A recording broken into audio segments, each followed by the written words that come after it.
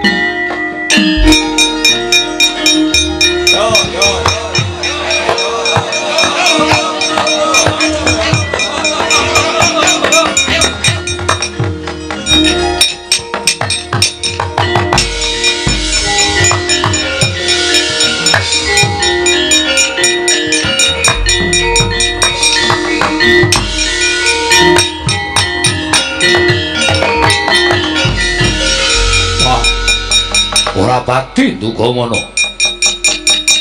Wis bola-bali Baladewa tinimbang sono negara Ngastina. Monggo budhalku saka negara Mandura. Pengajapku supaya aku kuwi mesti entuk kabar ingkang becik, ingkang apik.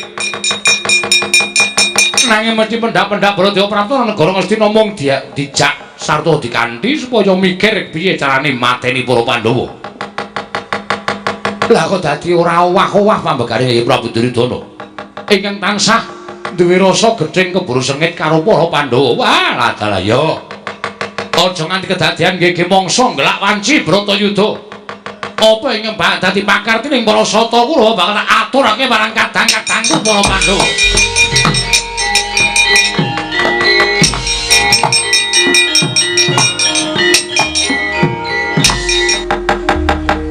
Ya kowe sanggeni maya Wisnu Pratenta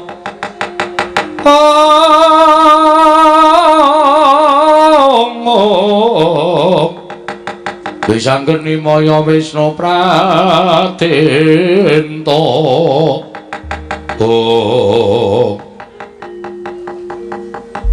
Gandeng wis pamit Kanjeng karo Kanjeng Hyang Anantaboga lan Kanjeng Ibu Nagagini nggonku bakal metu ing dedharatan ing wigati bakal ngabekti karo pepundhenku para Pandhawa. Monggo nyatane kabar sing tak tampa yen to Bratayuda wis nyaketi, Bratayuda wis mung kari ngenteni wahyaning mangsa kala. Ora lega sering atine Antaradya ora ngabekti karo wong tuwa sarana aku ngorbanake lawan awakku kanggo kamenanganing para Pandhawa. Syukur bagi para Pandhawa bisa nampa marang Antaradya kadhapuk dadi senopati. Dadi sarana nggonku bakal njunjung marang derajati wong tuaku para Pandhawa kabeh. Nuwun sewu Prabu. Kanjeng Rama Jodipati, Kanjeng Paman Madukara, kula ingkang putra Antaradya ingkang sowan ngabyantur kersa paduka Kanjeng Paman.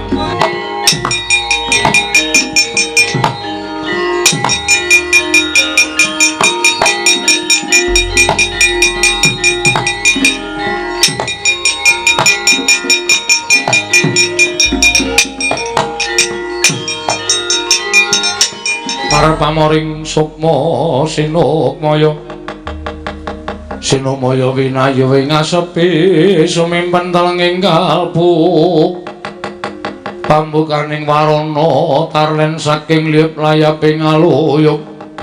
Lho. Iki kaya Kakang Antaradya. Ya Dimas. Lah iki malah adhiku lanang Wisanggeni karo Antasena. Iya, Kang. Oh, Kang, aku bareng karo Wisanggeni. Si Adyarti ndak menyang endi ae. Ngerti ya? Satemene aku wis arembug karo Kakang Antasena. Gandeng aku karo Kakang Antasena kuwi suwijining putra Pandhawa. Ingkang beda karo putra-putra liyane, tegese beda piye? Kakang Antaradya prisa dhewe. Aku kuwi ora iso ndodhok, aku ora iso tata krama, aku ora ngerti unggah-ungguh. Mongko dina samengko wis mebar warata. Wis sumebar yen to Bratayuda wis nyaketi. Iya, pancen kepara nyata. Lah, aku karo Kakang Antasena kuwi duwe penemu. Yen ora ngabekti karo pepundhen Pandhawa srana nyramakake uripe awake dhewe kanggo kamenanganing para Pandhawa, sesuk kapan meneh awake dhewe bisa mikul dhuwur mendem jero karo wong tuwa, ya wong tuwane awake dhewe para Pandhawa, Kang. Mula karo Wisanggeni iki janjane arep sowan negara Ngamarta. Arep matur karo pepundhen Pandhawa. Nek entuk awara Wisanggeni arep madeg senopati sesuk mangsane Bratayuda. Upama ta ora, aku arep nyadong timbalaning Kanjeng Prabu Darmakusuma. Kewajiban karo Wisanggeni kuwi entuk kewajiban apa? Ngono lho, Kang. Dimas, kowe tak kandhani. Yen to jatine Antaradya ya kaya mengkono budal saka ing jangkar bumi. Pamit karo Kanjeng Hyang Anantaboga lan Kanjeng Ibu Nagagini. Niatipun Kakang uga bakal sowan marang negara Ngamarta. Ingkang wigati mung bakal nyadong dawuh timbalaning para Pandhawa. Kewajibane Antaradya iki sesuk apa lan aku diwenehi pakaryan apa marang para Pandhawa yen to wis dumadi perang Bratayuda Jaya Binangun. Wah, ladal. Yen ngono padha bareng sak lakune awake dhewe, Kang. Wis aja nganti katon meneh yo. Padha bareng-bareng mlaku budal marang negara Ngamarta. Ya, Kang, yo bareng karo aku wae karo Wisanggeni. Aja nganti pisah wong niati ya padha. Ayo Dimas, tak tutke Yayi kadangku Wisanggeni Antasena. Wah, ampun.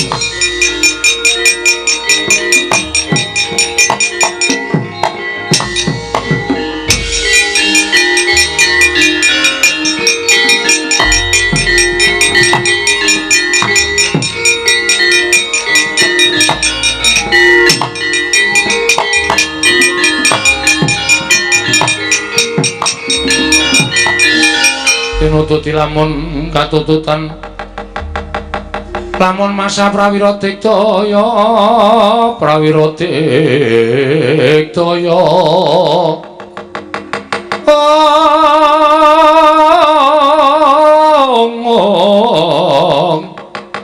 Ronanggono magawi gelar Kirawang bang ora pangling iki Antaradya. Kanjeng Surtayu ingkang merpeki dhateng lampahipun ingkang putrapun Antaradya. Lampahipun para sata Kurawa dampyak-dampyak sajaipun angem wigatos. Menawi dipun marangaken kula badhe nyuwun mriksa. Kanjeng badhe tedhak dhateng pundi lan wigatosipun menapa?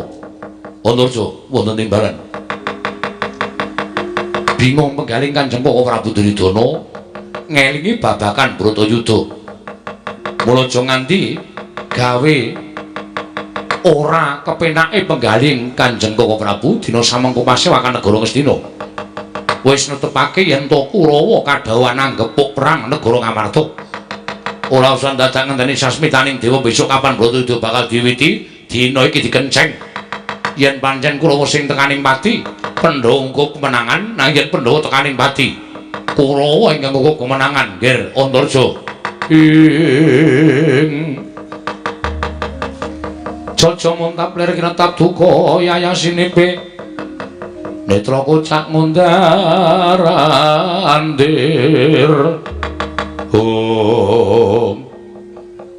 Yen pancen kaya ngono kepasang yugya katuju nginu Kanjeng Siwa Surtayu. Lho, lha kok dadi kowe malah terus jumen ngadeg nang ngarepe Surtayu. Malang kadhak ucapmu tanpa tata krama.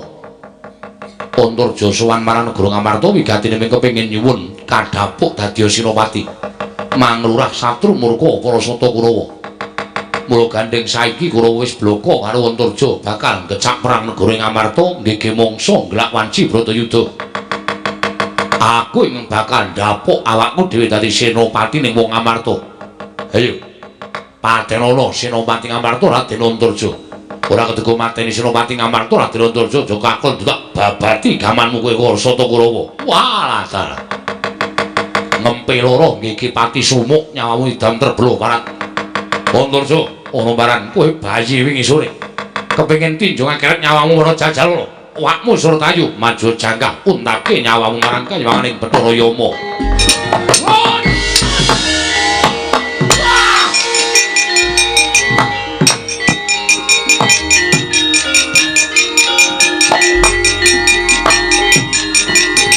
Betul.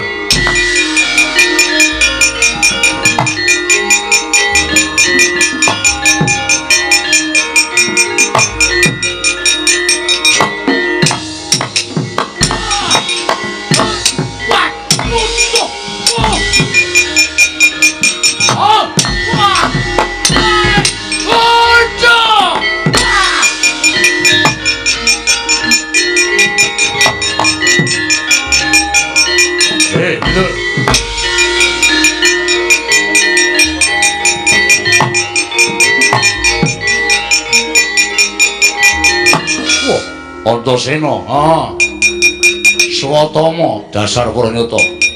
Ora minggat tebak danawene marganing patimu candhak cacahke Kalanjana. Wah, cangkemmu. Yo, mati. Pecah dadamu.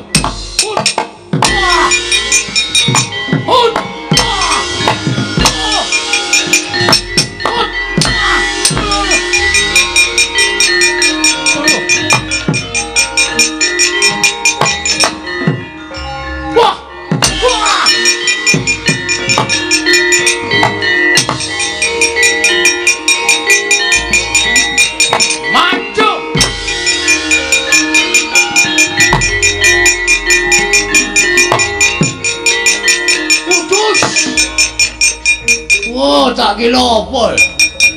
Antasena? Pati Durmagati. Jale sing maju Antarja.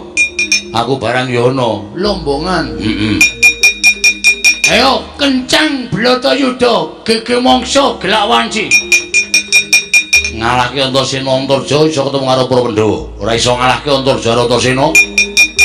Ana wong tuwa tak jantur ndase. Waduh. Ngeli. Apa? Ngeli. Ngeli apa? Ngeli. Medeni lho. Ngeri. Ngeli. Sing dadi nyatane Pakde. Matek dening aku Diwana. Hoi. Modal. Hop. Modal. Pecah dadamu semplok. Jajan. Kedepe ora penyakit. Ayo nggawa wadyabala. Oh, anu wis nggawa. Pusaka. Nek omong dipikir. Andel ta kowe?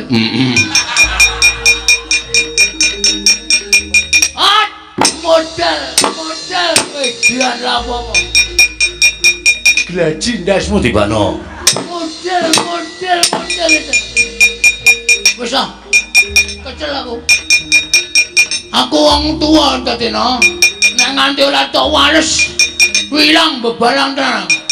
Ayo gage, walesen aku. Woi.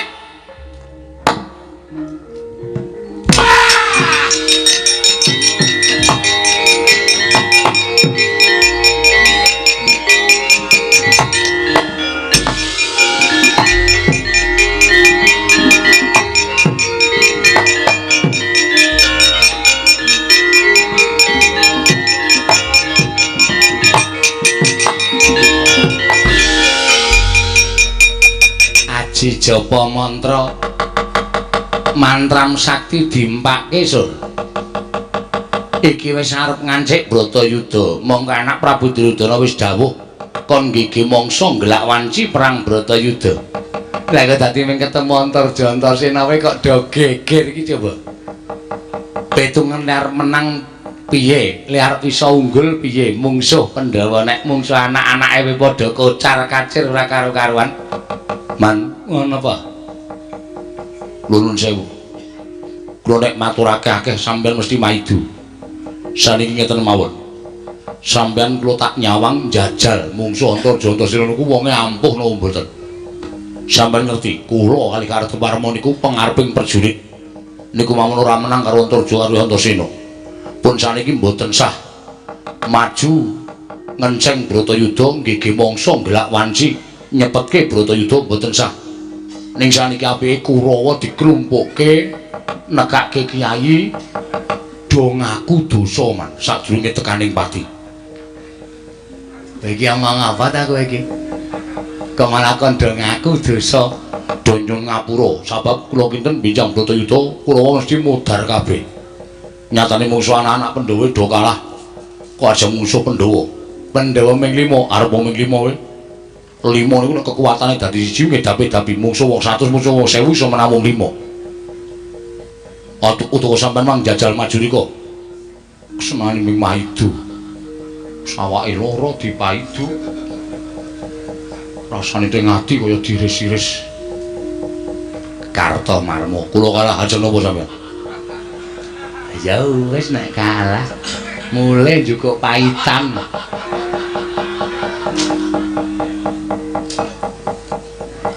Satama, nggih, Mas. Bapakmu pendhita ampuh kok kowe kalah karo Antarsena. Apa bener bapak kula ampuh terus kula melu ampuh niku? Mboten dereng karuan. Wonten sing bapakne lurah, anake ora dadi lurah ya ana. Ana sing bapakne menteri, anake ora dadi menteri ya ana. Terus bapak kula pendhita ampuh terus kula melu ampuh dereng kantenan. Ojo dipadhake, Mas. Wong urip niku dhewe-dhewe, gedhe pancen gedhe. Padha karo wong tuane, ning nasibe dhewe-dhewe.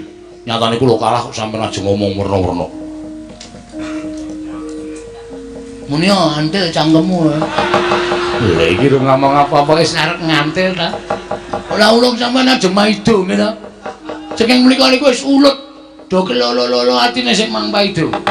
Aku sampean saniki aja maido dul mogati. Mungsuhmu Antarsena kula kalah Celawa. Iya Gusti tak takoni. Kok iso kalah? Antarsena iki sak anakmu kowe iki Pak Dene lho. Ditonton wong pirang-pirang kok durma ganti karep cara aku izin. Kula kok biasa. Ora izin. Lah, izin apa? Belang niku anane menang kalau kalah. Nek pancen kalah aja napa? Adi budidaya menang ya ora ijo. Pun, saiki ngaten mawon. Kulawa kon mulih bener ngendikane Kang Mas Sultayu. Kulawa kon ngaku dosa. Kalau sing gawe urip selama hidup niki mungko sesuk durung terjadi belang Bratayuda Binangun. Nek belang Bratayuda Binangun Kulawa mati niku mestine cecuk iso do munggah jualku lan nyemplung neraka. Ewa dene nyemplung neraka, sampeyan tok mawon.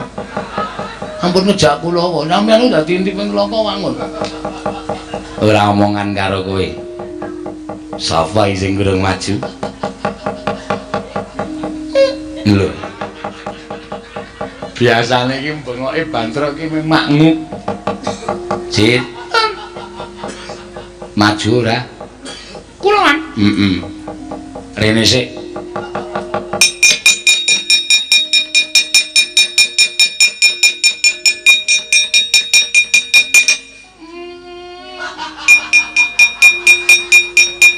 ndak nek arep omong ki disarehke. Rasa kesusu jane kowe ki mbiyen ki lair ki waras.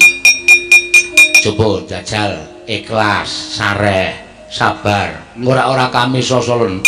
Wong cilik kami sosolen ki nek kesusu-susu kami sosolen. Nek alun ki ora tau alun-alun ora tau kami sosolen. Coba alon. Mungsuhe sapa man? Nah, gene iso lancar. Saged. Nah, maju pantang mundur. Mungsuhe sinten man? Antasena. Non. Mandel ora Antarja. Wong loro. Ha ngono ki ra penak to. Wis saiki maju. Arep ketemu karo Antarja apa arep ketemu karo Antasena? Ora arep ketemu sapa-sapa. Lho lah sida maju ora? Sida. Lek sida arep ketemu Antarja apa Antasena? COD. COD ki apa? Ketemu berdua man. Maju kana. Antasena petukno terus alus rasa kesusu sendika ngestokaken dawuh mangkat inggih nek kono alus ki jane kowe ki ya apik nek kowe gendhandapan mesti omonganmu kami sosolen.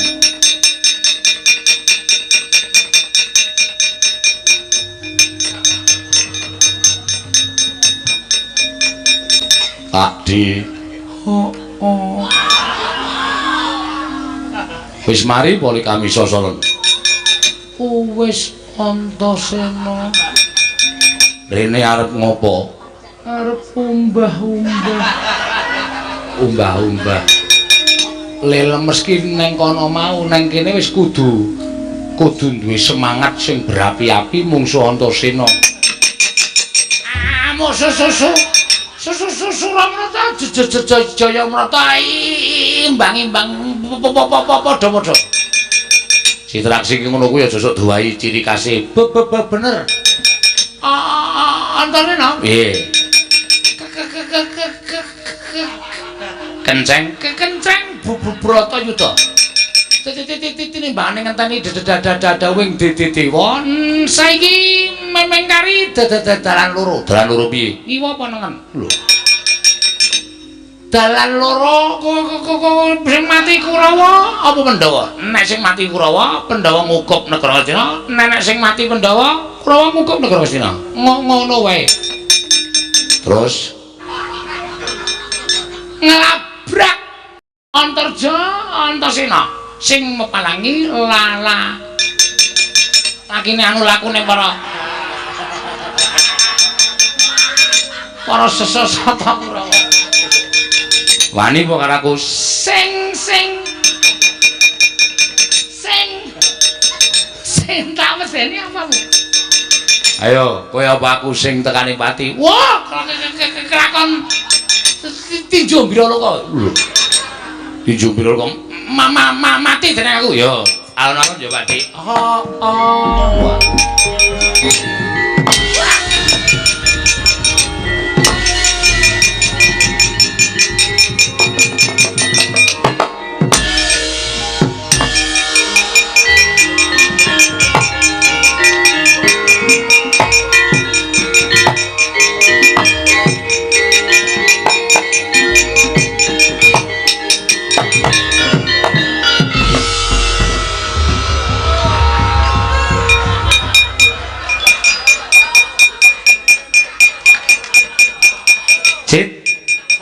Cit.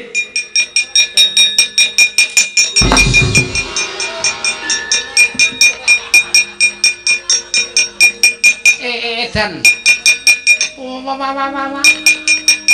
Alon bae. Alon sareh.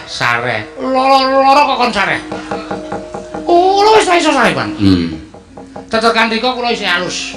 Antasena tak tantang. Antasena. Wani ora karo Antasena getak. Arep perang kok klemak-klemek. Sing biasa wae, Pakde. Jobrek. Kula terus mama Malik kaya ngeten iki. heeh terus Dadi perang antasena tak jotos dodone niku dudut apa ta dodone antasena antos banget. oh Monggo biasane kula nabok dodone cumpuk.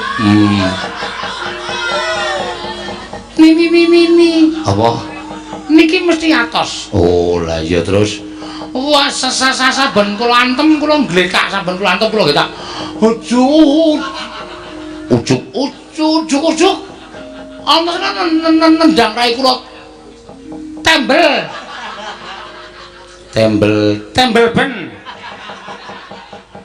Tembel ngoten niku kula nganti keder awak kula gedabikan gobek-gobek rararuan. Dipindhone man jebret. oh Cecek candhal terus buanting teng lemah. Terus diuncange man. Tekan nggone Parjo. wah iya Parjo Sesih kenong. oh Kula gugah sisan dhek. oh iya Ketiban wayang kok ora tangi. Terus kula gugah jojo, tangi jo napa jo. Terus lagi to. Dan ran. nah iya ya wis ora apa-apa terus Kalah man. ya kalah ya mundur Ki. Waduh. Wah. Antasena wayang digdaya.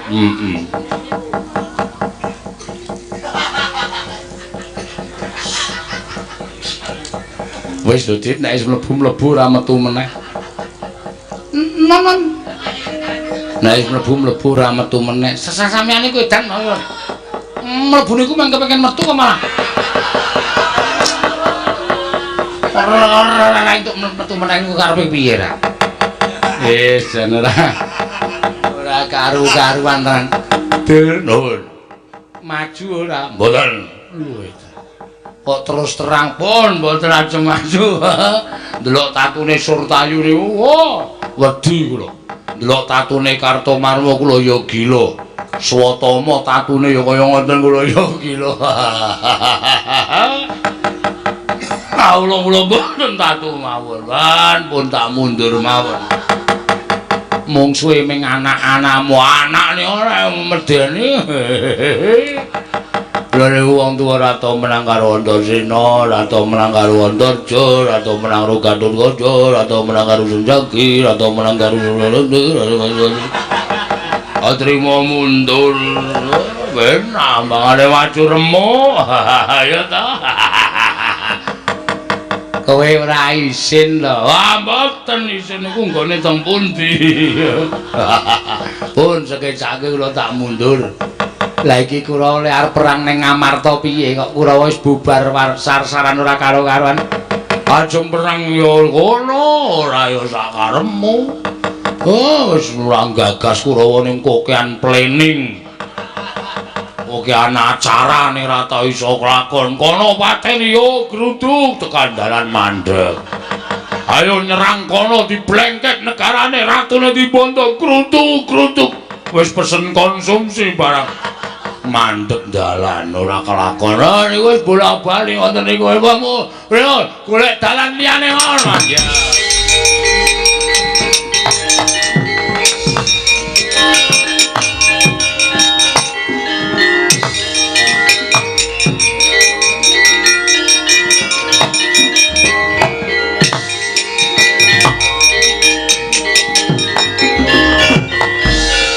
Mas, piye Kang? Cetha banget yen to Kurawa wis nerak macak nerajang berbatang. Bakal nggih mangsa nglak wanci Bratayuda. Liwat jron bumi men cepet lakune matur karo Punden Pandhawa. Ayo Dimas, tak tuti yayi. Yo Kang, tak derekake. Lampahing para sata Kurawa ingkang bubar maut. Nerajang Raden Antarja miwah Raden Antasena.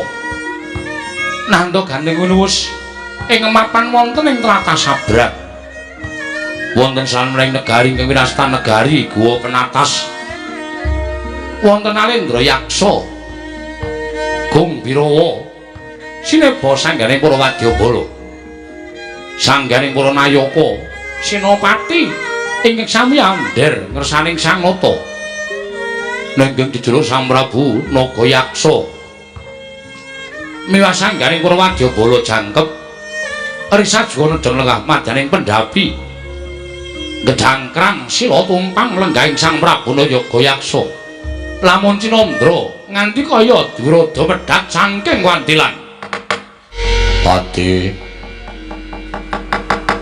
Pate Cundaka Dewa wonten dawuh Gusti kula Prabu Nagayaksa lan Wadyabala kabeh negara ing Guwa Penatas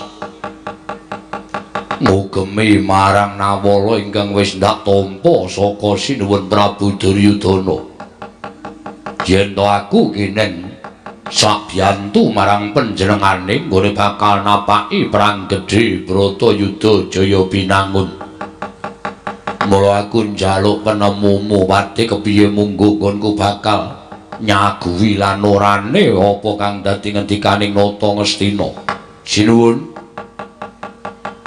miturut abdi ingkang kepatihan pun Cundaka Dewa samangke saking pemanggih kula menapa ing dipun ngendikaken sinuwun Duryudana lumantar Nawala saenipun paduka sendikani jernyatanipun menawi mangke Kurawa saged ngukup kemenangan tanwandi paduka badhe kathah sumitranipun lan sak mangsa mbok menawi sak mangke negari paduka ketekan parang muka tuwin mengsah